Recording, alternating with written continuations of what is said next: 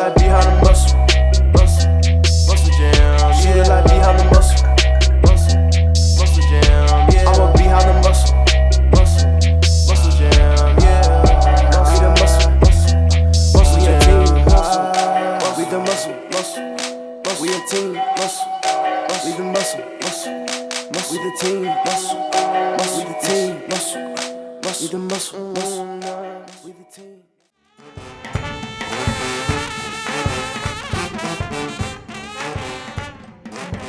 I love it. We're going to my hometown, New Orleans, Louisiana, to shoot my new single, My Season. We're gonna have a great time. My family's gonna be there. They're gonna get to meet some of the people from the label. For real, I'm just excited because this is gonna be my first time including my hometown culture in any of my visuals. So that's gonna be a big deal. You know what I mean? I've been doing music, but I never got a chance to do a video in New Orleans. So I'm excited. Oh, that's hard. Oh, that side view hard, G. Yeah. But you gotta go to angle, Dasha, because you're gonna be in the frame. I bet you ain't know that. As I was walking down those empty aisles, I guess I was feeling very reflective. Just thinking about how far I've come with my music, how long and how much I've put into my music.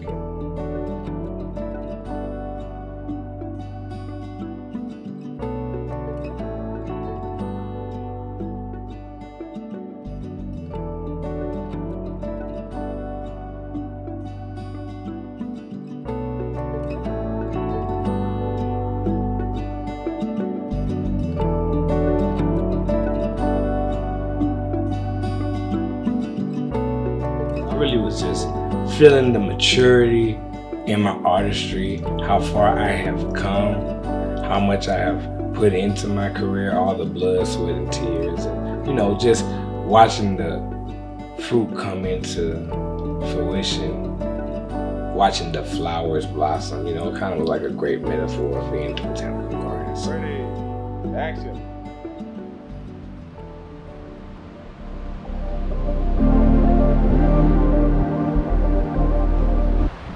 Smell that. Smell something. Yeah, smell it. Like that. Bunches of plants. Just wanna be something you can't believe in. Just wanna do something worth achieving. Though all those other times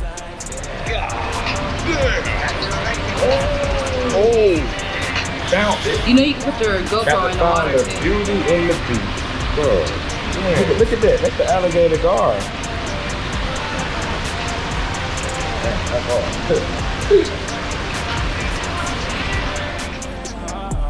right now I gotta give it all up to the most high. Running around for so long and I made it, but now I know why. I've been taking chances getting saved. All the poison kept me in the days. Thankful I ain't sitting in a cage. Tryna go higher, but first gotta look deep inside. How you gonna be out there with the game? Ready to risk it all again. Just thought it was a part of the game. You can't swim against the whole ocean and I know that. But I got a fighting spirit going, ask who showed that. Just wanna go down Hey, history. action.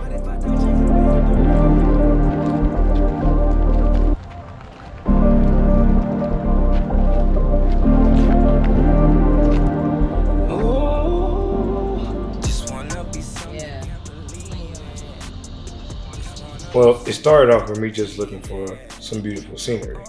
And I actually got more than I could even imagine with Botanical Gardens because their whole environment, their whole setup was just awesome. I mean, different kind of flowers, different kind of scenery, different artistic locations. So we were able to do a lot with that location. And I mean, we really got more than enough shots. Like, I really loved it. I had a good time. The flowers were awesome, exotic looking. I loved it.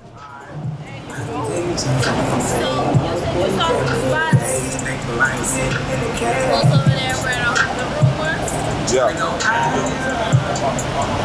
You guys what's up, man? What it do, man? What I just been working, man. You know, I'm out here looking like granddaddy. You get what I'm saying? That what happened. You know what I'm saying? Hard work. Hard work. Well, where we actually shot the video, a couple of scenes downtown underneath the bridge, they're synonymous with New Orleans' second line culture. This is where they have the second line where people come through and they're dancing, they're having a good time. It's like a big party outside. And also Mardi Gras, and which is famous in New Orleans with the parades, they're throwing out the beads and all that stuff. Those all travel through that area where we were performing in. So, you know, people were driving by, blowing the horns because they know something's always going on with it. Started thinking it's a good time to be honest. Just wanna be something you can't believe in. Just wanna do something worth achieving.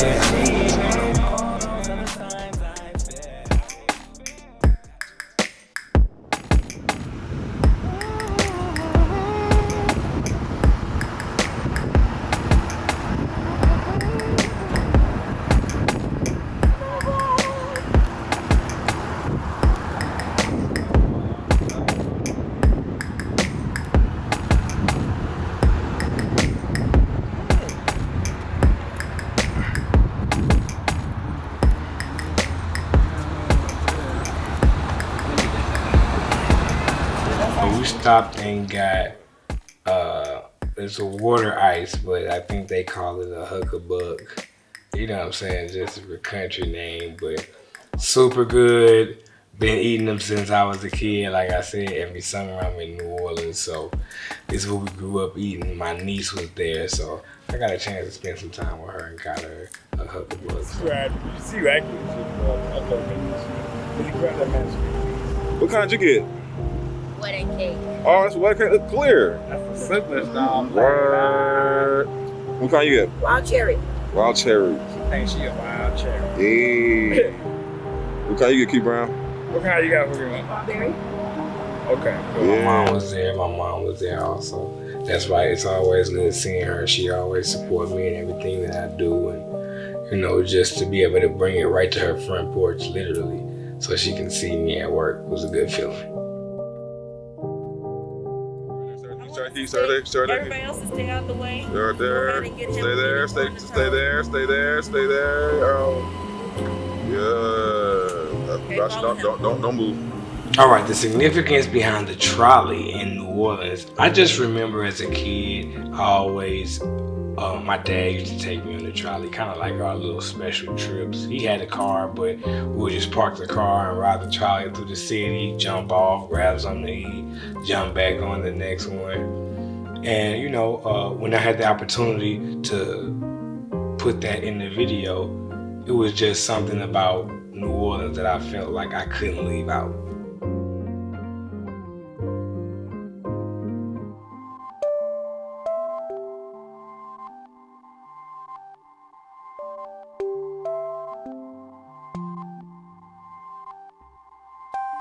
Well, it was a certain tree in the video that was across the street from my grandfather's house. And this is the house that I spent majority of my summers at. So underneath this tree is where me and my brothers, I have two younger brothers and an older sister. So me and my siblings would run around this tree and play all day, literally, until we couldn't play anymore. This is what my papa used to say, well, y'all go outside. Everything y'all need is out there. And I mean, I remember a lot of moments around this tree, laying there, looking up in the sky, trying to climb the tree, pushing my brothers out of the tree. So, you know, to be able to put it in the video, especially for this type of record, it just made so much sense, because this tree knows where I've been and has seen me through many different seasons. It's my season. It's my season. All right, cut. 15 push-ups, everybody.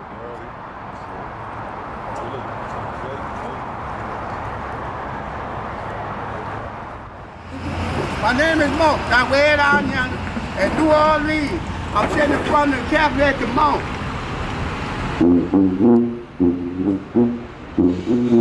In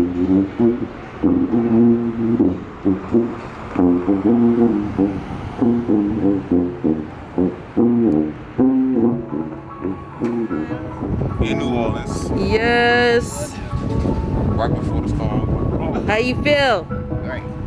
But I know that New Orleans has its own history, good and bad, and I believe that they want to, portray or be as transparent as possible. So that's why they have those buildings and statues up that represent what maybe happened back in the day or in different times and different generations. So it was actually a good feeling, and educational for me as well to be out there. So I probably went through those areas as a kid, but as an adult and really understanding what they meant was something different. It's a good experience. All right, you guys. It's a wrap. It's all over. Wrap. My season's video is done. In New Orleans, Yes. right before the storm. How you feel? Slide out the first time. Well, all in all, I had a great trip, and I think that the video is going to turn out really successful, really good, and I think that it's going to give me some good foundation to continue building on my relationship with my fans. Because like I said, it's about them really knowing me and about me really knowing them. So the more transparent we can be, not only from the lyrics and the music, but even when it comes down to the visual, for them to be able to see and know things about me that mean something to me, that are valuable to me, so just things that we share, moments that we share. All right, well, we got the video done. I did my release party, which was a crazy success. And now my season, my new single, it's out. Go check it out today. Started doubting myself, I was tweaking. Had to admit I was scared of peeking. But what about the times I failed? Time to recognize that it's my season.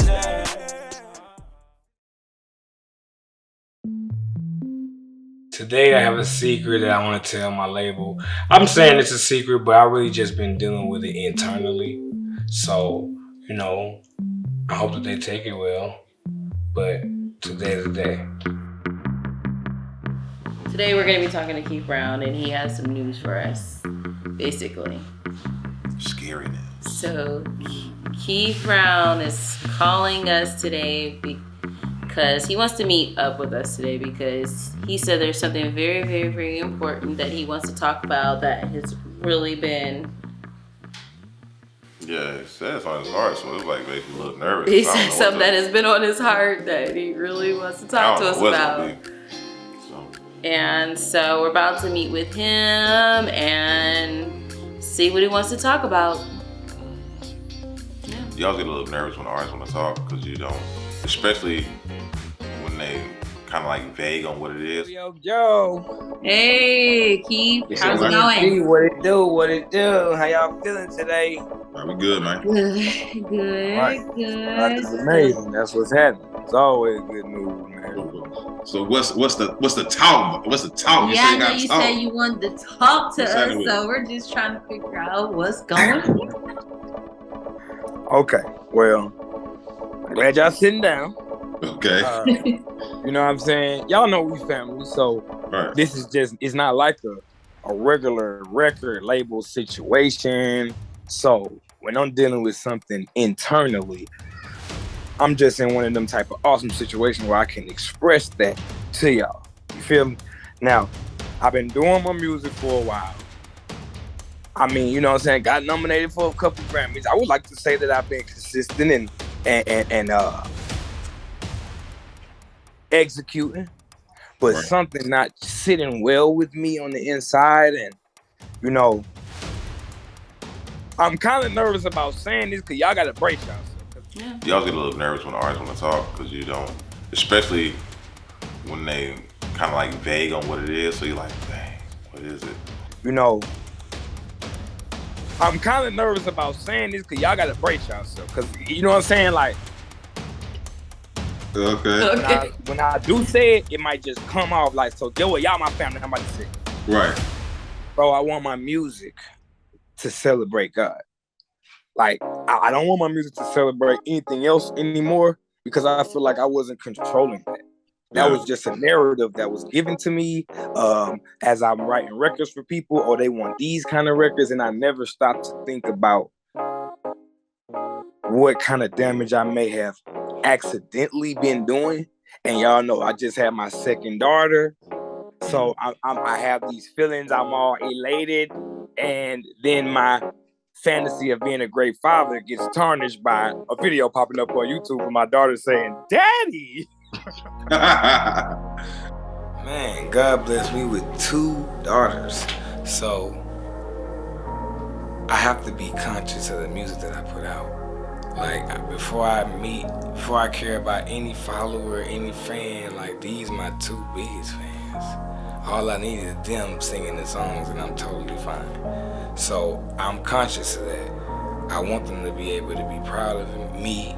I want them to feel like the art that I'm putting out represent us as a whole.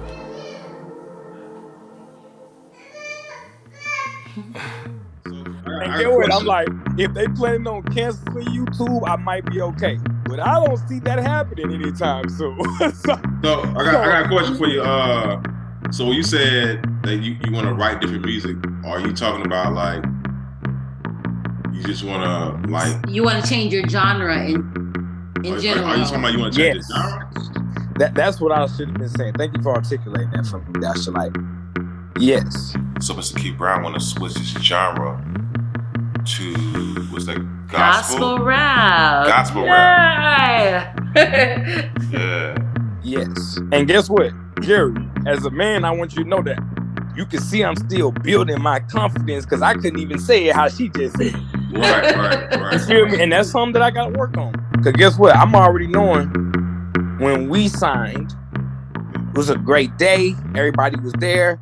But I know we signed a hip-hop artist. Christian. I mean, who can say no to God, for one?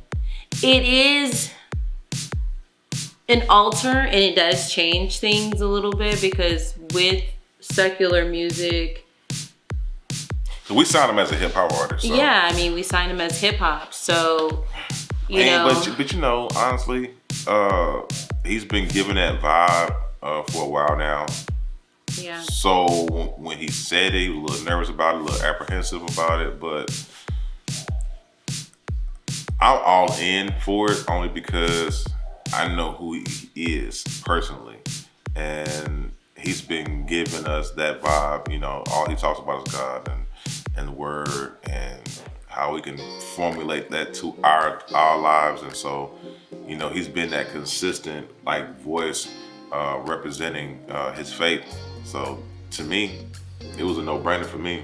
I was like, yeah, that kind of fits you better anyway. Y'all, not on the family vibe. I know I can tell y'all anything, but I felt weird. Like, bro, these people that loaded up and got their mental ready to push this kind of music, this kind of artist. We got other artists that do secular music.